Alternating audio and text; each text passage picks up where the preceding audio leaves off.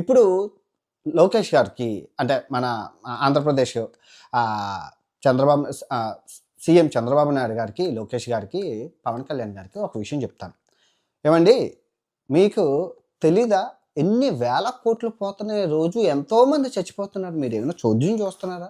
మామూలుగా చెప్పండి. అధికారం మీకు ఇచ్చారుగా.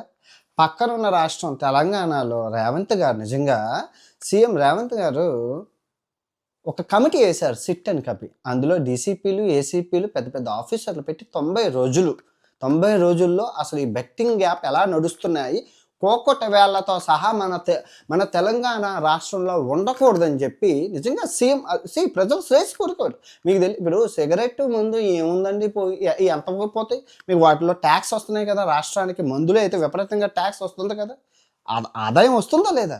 ఇప్పుడు సిగరెట్ కాల్చినోడు ఎన్ని సంవత్సరాలకు సస్తాడు? మందు తాగినోడు ఎన్ని సంవత్సరాలు? కానీ బెట్టింగ్ నిమిషంలో పోతున్నారే. చేతిలో మహమ్మారి మన చేతిలోకి వస్తుంది, పోతున్నారే. మీకు తెలియదు? రోజుకొక చూడట్లేదా మీరు?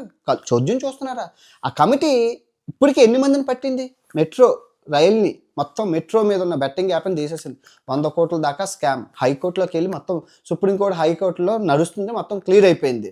తర్వాత దగ్గర ఒక 100 మంది బూకీలను పట్టుకున్నారు జస్ట్ ఈ వారం రోజుల్లోనే. ఆ కమిటీ పట్టుకుంది, సిట్ కమిటీ. మీరు అలాంటివి హైలైట్ చేయరు. అలా చూడండి, 100 మందిని పట్టుకుంది. హైదరాబాద్ నుంచి నాందేడ్ దగ్గర రోజు బస్సుల్లో హవాలా మనీ జరుగుతుంది. ఆయన పట్టుకుంది. లైక్ చేయండి. దీనికి 2 లక్షల లైకులు కావాలి గోవిందుడి పేరు మీద. అందరూ చేయండి.